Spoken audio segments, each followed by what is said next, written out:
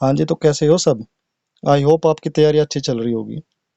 जैसा कि हमने प्रीवियस क्लासेज में जम्मू कश्मीर, हिमाचल प्रदेश और पंजाब को कंप्लीट कर चुके हैं। आज हमारा नंबर है हरियाणा को कंप्लीट करने का। आज की क्लास पेपर की दृष्टि से बहुत ही महत्वपूर्ण होने वाली है, इसलिए क्लास को आप स्किप मत करना। क्योंकि यदि आप स्किप कर रहे हो, मैं गारंटी से बोल रहा हूँ, आप 2-3 नंबर गिफ्ट में दे के आ रहे हो। आप 2-3 नंबर गिफ्ट में फेंक के आ रहे हो। तो प्लीज, यदि आप इस वीडियो को ओपन कर रहे हो तो इस वीडियो को पूरा देखिए, क्योंकि जो कंटेंट मैं आपको देने वाला हूं आज इस क्लास में, वो एग्जाम से संबंधित है। समझ रहे हो ना? अब मेरी बात को बड़े ध्यान से समझना। आज हमको हरियाणा पढ़ना है। क्या पढ़ना है आज हमको? हरियाणा पढ़ना है। हरियाणा को पढ़ने से पहले हरियाणा की राजनीतिक दृष्टि से देखते हैं कि क्या क्या चीजें हरियाणा में राजनीतिक दृष्टि से बहुत ही ज्यादा महत्वपूर्ण है। देखिए, हरियाणा जो है, इसमें 22 जिले हैं।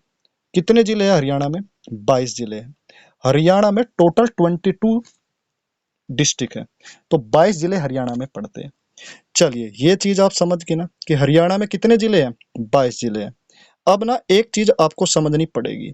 देखिए, ये रहा हमारा हरियाणा। अपने अपने मैप में आप सबने देखना है, और साइड में ही आपने दिखेगा सिरसा। क्या दिखाई देगा आपको? सिरसा। अब सिरसा क्या है? देखिए, सिरसा जो है, सिरसा जिला है। एक जिला है। इन 22 जिलों में से एक महत्वपूर्ण जिला क्या है? सिरसा है। अब मैंने इस सिरसा पे सर्कल क्यों किया? क्योंकि सिरसा से क्वेश्चन बन जाते हैं। सिरसा से क्वेश्चन बन जाते हैं। देखो, हरियाणा के सिरसा में, हरियाणा के सिरसा में सबसे अधिक गेहूं का उत्पादन होता है। किसकी दृष्टि से? हरियाणा राज्य की दृष्टि से। तो हरियाणा का वह जिला, हरियाणा का वह जिला जिस जिले में सबसे ज्यादा गेहूं का उत्पादन होता है, वह हो गया सिरसा। क्या हो जाएगा? सिरसा। क्या इस सिरसा से और कुछ क्वेश्चन भी बन जाते हैं? वेरी गुड, बन जाते हैं। हरियाणा का क्षेत्रफल की दृष्टि से सबसे बड़ा जिला सिरसा। तो यह क्षेत्रफल की दृष्टि से सिरसा सबसे बड़ा जिला भी बन जाएगा। बताइए, यहां तक कोई डाउट है क्या? यहां तक कोई डाउट नहीं है ना? Very good.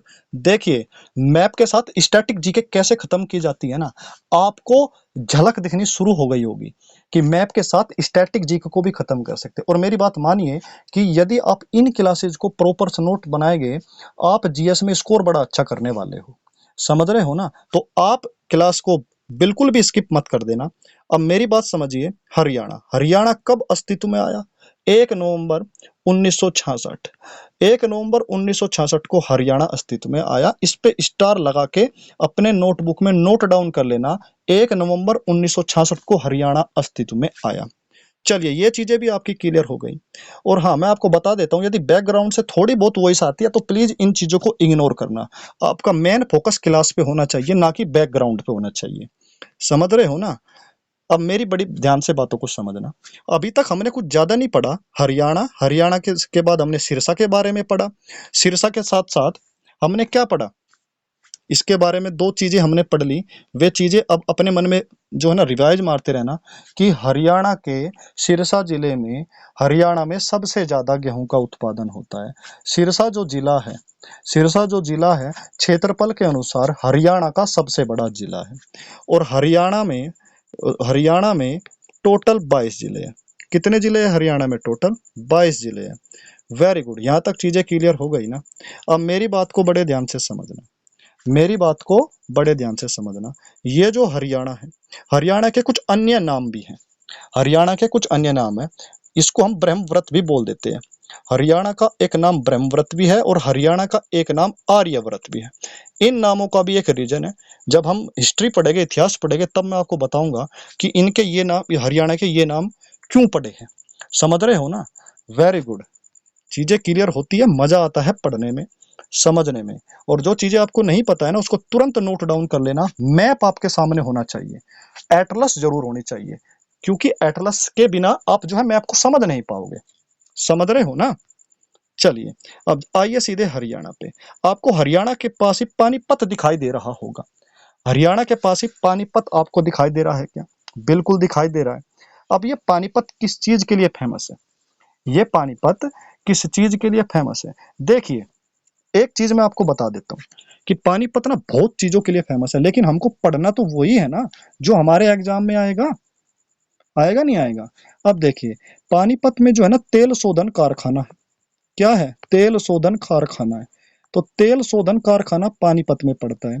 चीजें क्लियर हो गई। इसके बाद नेक्स्ट चीज देखते हैं कि पानीपत और किस चीज के लिए फेमस है। पानीपत को बुनकरों का शहर भी कहा जाता है। किसका शहर? बुनकरों का शहर। बुनकर तो आप जानते हो ना? ठीक है, कि बुनकरों का शहर पानीपत को बोलते हैं। आई होप आप जो है ना छोटी छोटी चीजें तो आपको पता है। तो बुनकरों का शहर पानीपत, बुनकरों का शहर पानीपत को बोलते हैं। तो पानीपत हमने दो चीजों के बारे में अभी तक पढ़ा कि पानीपत को बुनकरों का शहर कहते हैं और पानीपत में तेल शोधन कारखाना है। इन दो में से कोई क्वेश्चन पूछा जा सकता है क्या? इन दोनों में से एक क्वेश्चन आपसे पूछा जा सकता है कि बुनकरों का शहर। आपको ऑप्शन दे देगा, तो आप ऑप्शन में यदि पानीपत है तो पानीपत को हम टिक कर देंगे। बताइए, यहाँ तक कोई डाउट है क्या? लेकिन पानीपत के जो अब मेन चीज मैं आपको बताने वाला हूँ वो पेपर में टपकते ही टपकते हैं। पानीपत में ना 3 लड़ाइयाँ लड़ी गई है। तीनों लड़ाइयाँ बड़ी महत्वपूर्ण है। तीनों की तीनों लड़ाइयाँ क्या है? बड़ी महत्वपूर्ण है। देखो, पहली लड़ाई लड़ी गई थी 21 अप्रैल 1526 को। कब लड़ी गई थी? 21 अप्रैल 1526।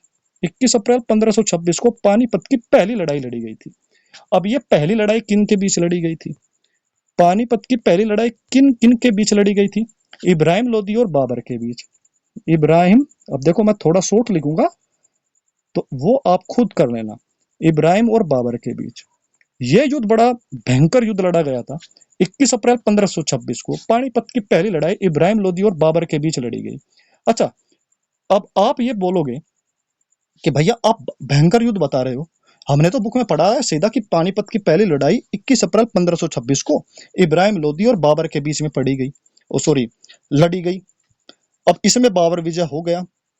बाबर मुगल वंश का संस्थापक भी माना जाता है। बाबर को माना नहीं जाता है बाबर मुगल वंश का संस्थापक। अब मेरी बात को बड़ी ध्यान से समझना जो मैं आपको चीजें बताने वाला हूँ। जब यह युद्ध लड़ा गया था तो बाबर की सेना ने 1 लाख, कितनी बला, 1 लाख, 1 लाख जो है सैनिक इब्राहिम लोदी के, उनको हराया था। बड़ी बुरी तरह से इनको हराया था। तो बाबर ने इब्राहिम लोदी को पहली लड़ाई पानीपत की 21 अप्रैल 1526 को जो हुई थी उसमें इब्राहिम लोदी को की सेना को हराया, इब्राहिम लोदी को हराया। और इसी लड़ाई से, पानीपत की पहली ही लड़ाई से, एक चीज जो लोदी वंश था वो समाप्त हो गया। तो लोदी वंश को जो है ना पतन का कारण पानीपत की प्रथम लड़ाई भी थी, पानीपत की पहली लड़ाई भी थी। तो बताइए, पहली वार, फर्स्ट वार आपका कंप्लीट हुआ नहीं हुआ? इसके बाद सेकंड वार हो गया। सेकंड वार जो है 5 नवंबर 1556 को हुआ। 5 नवंबर 1556 को दूसरी लड़ाई लड़ी गई।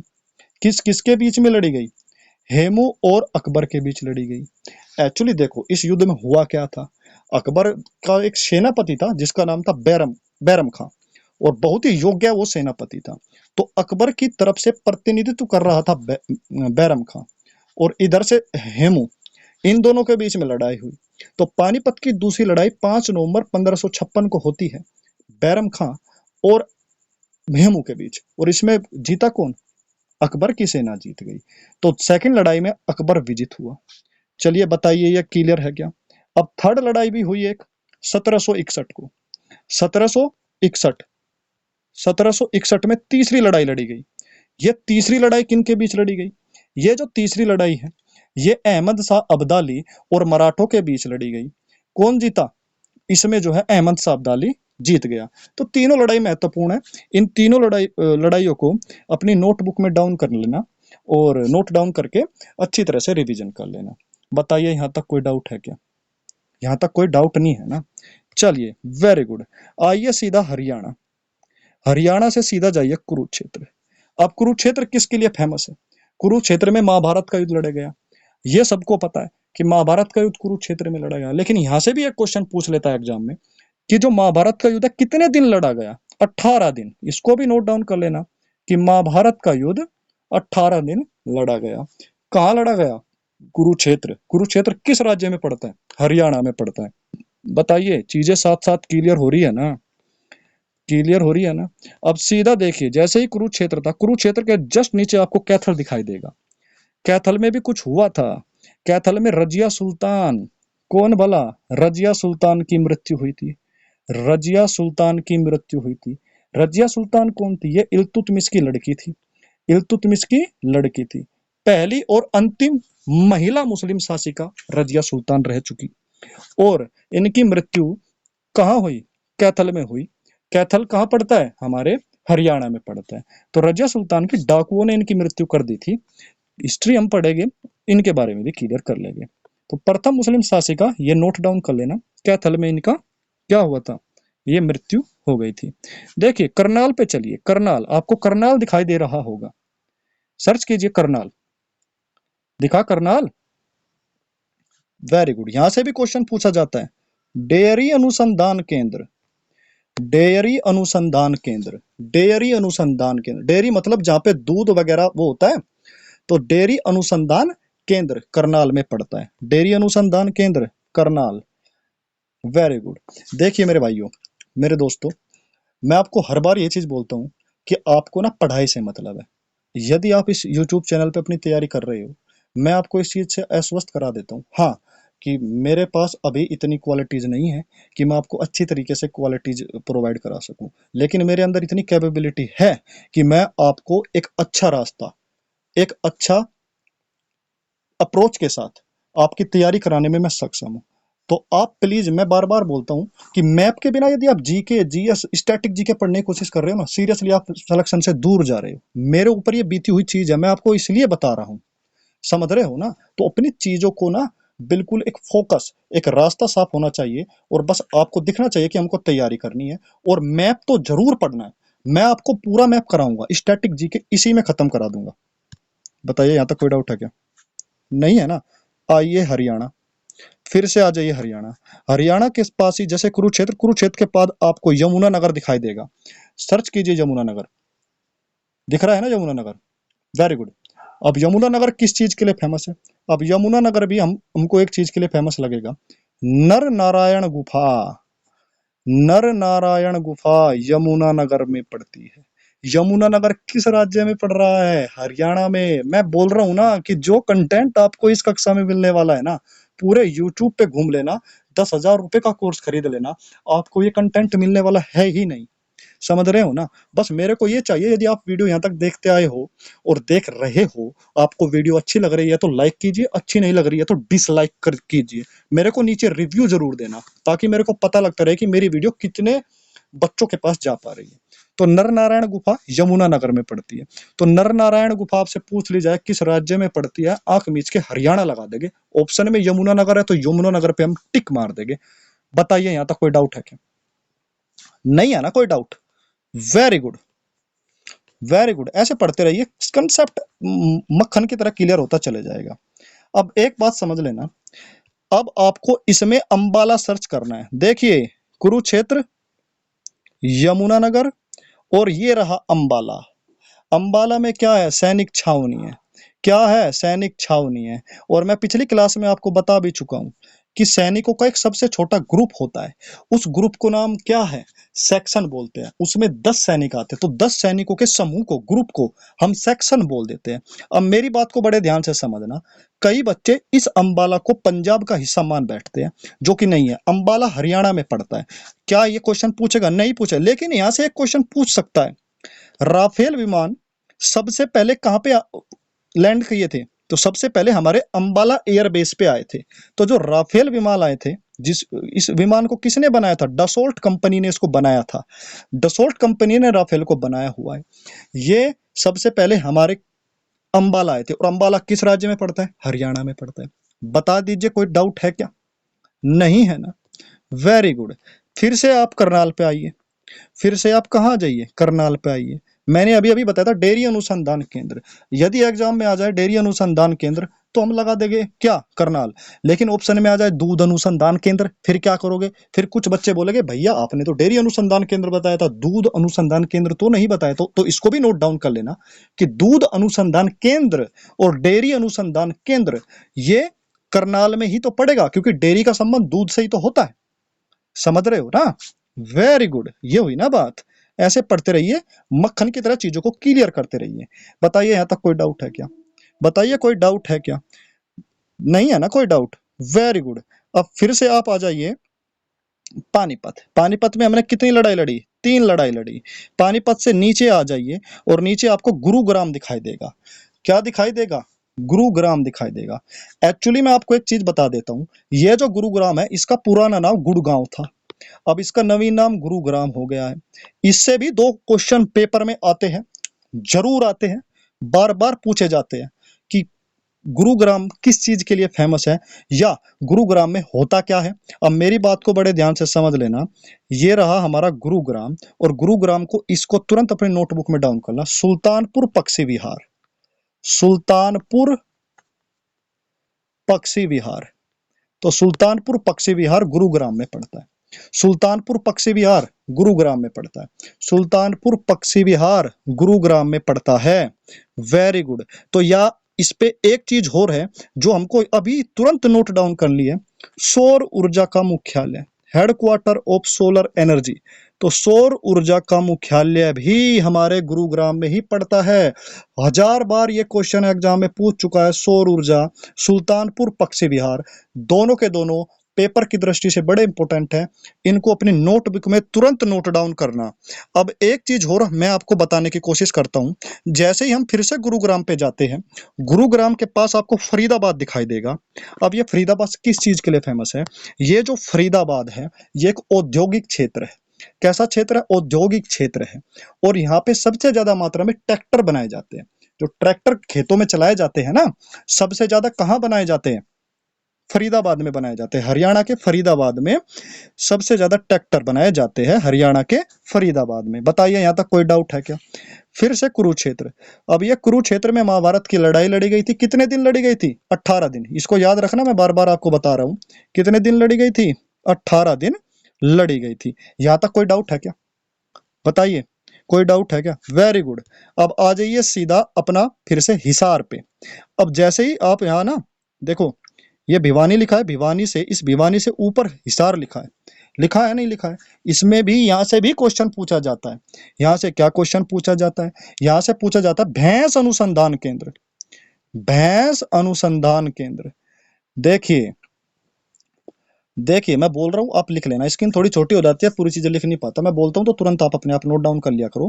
भैंस अनुसंधान केंद्र हिसार, लेकिन दूध अनुसंधान केंद्र करनाल, डेयरी अनुसंधान केंद्र करनाल। दोनों चीजें इंपोर्टेंट है, बहुत ही इंपोर्टेंट है, पेपर में आती है भैया, इसको याद रखना। बताइए यहाँ तक कोई डाउट है क्या? नहीं है ना डाउट? हरियाणा में टोटल कितने जिले हैं? हरियाणा में टोटल 22 जिले हैं। कितने जिले हैं? 22 जिले हैं। इन 22 जिलों में से सबसे बड़ा जिला क्षेत्रफल की दृष्टि से हरियाणा का सिरसा है। क्या है? सिरसा है। और सिरसा किस चीज के लिए फेमस है? जो हरियाणा का जो जिला है ना सिरसा, ये मैं आपको बता भी चुका हूं, मैं फिर से रिवीजन करा दूं। हरियाणा का जो ये जिला है ना सिरसा, इसमें हरियाणा के जितने भी जिले हैं 22 जिले, इनमें सबसे ज्यादा गेहूं का उत्पादन होता है। और क्षेत्रफल के अनुसार हरियाणा के 22 जिलों में से सबसे बड़ा जिला क्या है? सिरसा है। बताइए, कोई डाउट है क्या? बता दीजिए, कोई डाउट है क्या? यहां तक तो कोई दिक्कत नहीं है ना? यहां तक कोई दिक्कत नहीं है ना? बोलिए, कोई डाउट? फरीदाबाद किस चीज के लिए फेमस है? बताइए, फरीदाबाद किस चीज के लिए फेमस है? फरीदाबाद किस औद्योगिक क्षेत्र है? यहाँ पे ट्रैक्टर वगैरह ये सब बनाए जाते हैं। Very good. सौर ऊर्जा का मुख्यालय गुरुग्राम। सौर ऊर्जा का मुख्यालय गुरुग्राम। गुरुग्राम का पुराना नाम गुड़गांव। सुल्तानपुर पक्षी विहार गुड़गांव यानी कि गुरुग्राम। बताइए यहाँ तक कोई डाउट है क्या? नहीं है ना? देखो चीजें क्लियर हो रही है ना? अब थोड़ा सा ना मैं आपको एक चीज बता देता हूँ। जो ये हरियाणा है, क्या है? ये हरियाणा है। हरियाणा की एक पंचायत होती है और उस पंचायत को खाप पंचायत बोलते हैं। कौन सी पंचायत बोल देते हैं उसको? खाप पंचायत। हरियाणा की पंचायत को खाप पंचायत बोल देते हैं। ये खाप पंचायत कई बार बहुत बवाल भी करा देती है। देखो हमको एग्जाम की दृष्टि से पढ़ना है ना, हमको किसी पॉलिटिकल या किसी चीज में नहीं जाना है, हमको एग्जाम निकालना है, बात खत्म करनी है। ठीक है ना? बताइए यहाँ तक कोई डाउट है क्या? Very good. अब फिर से आइए हरियाणा। हरियाणा के पास में ये वाला जो राज्य है ये उत्तर प्रदेश है। जैसे ही हम उत्तर प्रदेश जाने की कोशिश करते हैं तो आपको इसके किनारे ना यमुना नदी दिखाई देगी। देखिए मैं थोड़ा जूम कर देता हूँ ताकि आप जो है ना इन चीजों पे फोकस कर पाए। देखिए ये रहा ना, करनाल के पास से आते आते आते आपको यमुना दिखाई दे रही है। तो यमुना नदी एक्चुअली क्या है, क्या ये हरियाणा में पड़ती है? ये हरियाणा और उत्तर प्रदेश के बीच में सीमा बनाने का काम करती है। तो ये पूछ ले सकता है भाई एग्जाम में कि हरियाणा और उत्तर प्रदेश के बीच में कौन सी नदी सीमा बनाती है? तो यमुना नदी जो है हरियाणा और उत्तर प्रदेश के बीच में सीमा बनाती है। ये तो बात हो गई क्लियर। ये भी पूछ सकता है क्या भैया कि यमुना नदी के किनारे हरियाणा बसा है या नहीं बसा है? बिल्कुल बसा है। हरियाणा यमुना नदी के किनारे बसा है, बिल्कुल किनारे से होके आ रही है, बिल्कुल बाउंड्री टच कर रही है। बताइए, वेरी गुड।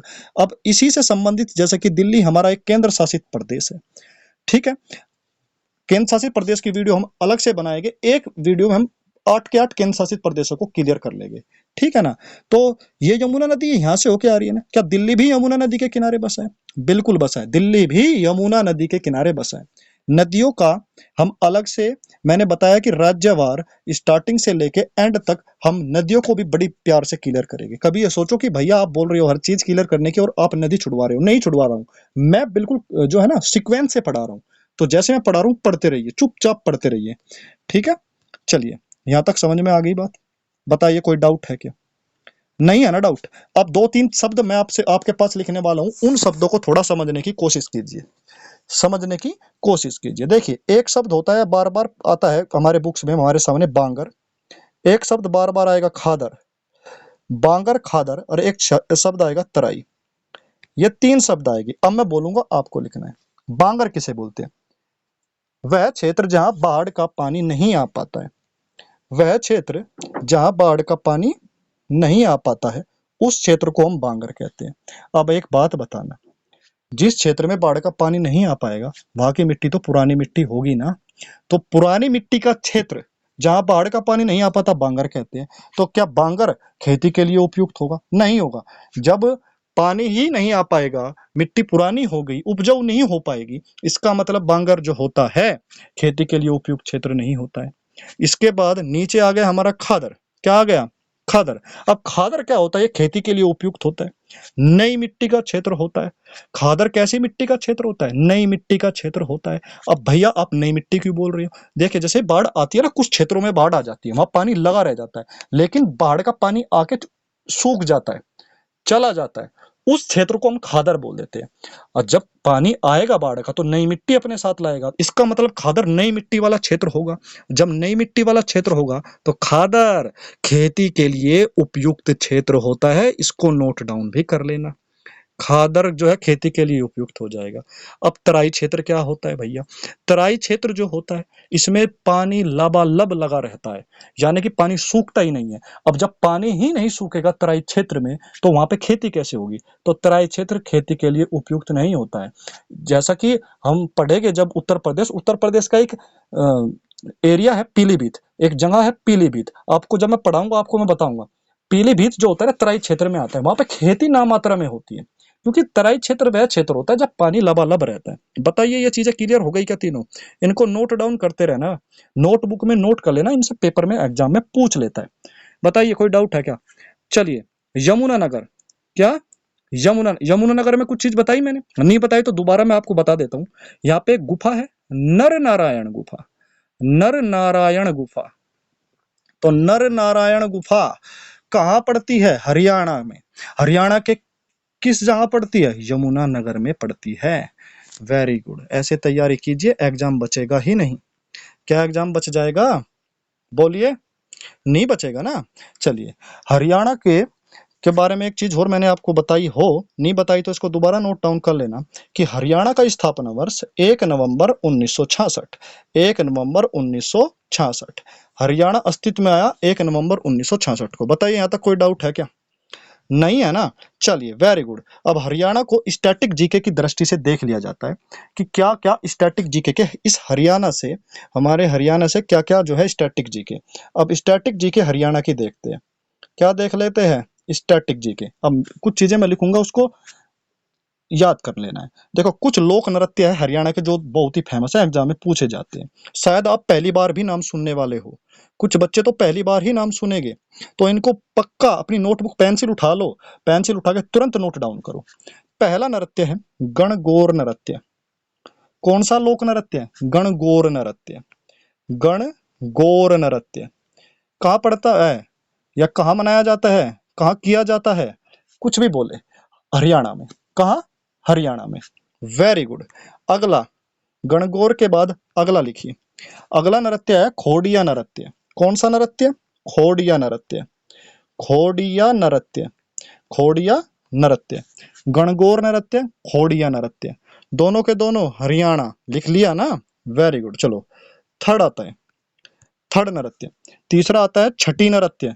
छ ठ ई, छठी नृत्य। तो छठी नृत्य, छठी नृत्य। देखिए यहाँ पे राइटिंग अच्छी नहीं लिख पाता, एक्चुअली क्या है ना, स्किन छोटी पड़ जाती है, अच्छी तरह राइट नहीं कर पाता, तो आप इतना मैनेज कर सकते हैं, ठीक है ना। छठी नृत्य भी हरियाणा में पड़ता है। चलिए नेक्स्ट, झूमर नृत्य।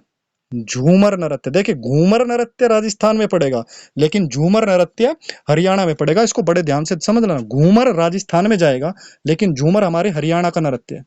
Very good. अगला नृत्य, मंजीरा नृत्य। कौन सा नृत्य? मंजीरा नृत्य।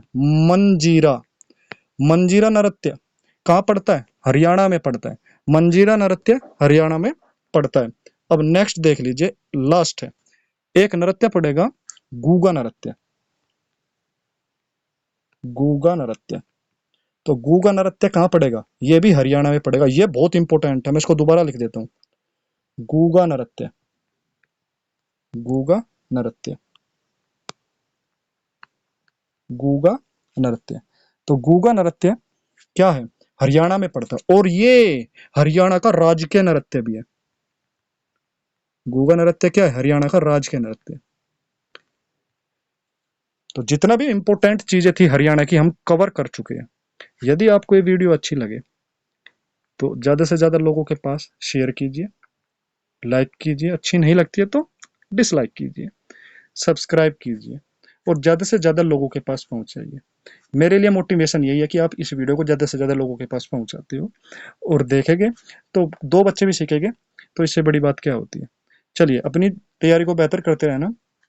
मिलते हैं फिर नेक्स्ट वीडियो में एक अच्छी ऊर्जा के साथ, स्टैटिक जीके को मैप के साथ खत्म करेंगे। जब तक के लिए बाय बाय।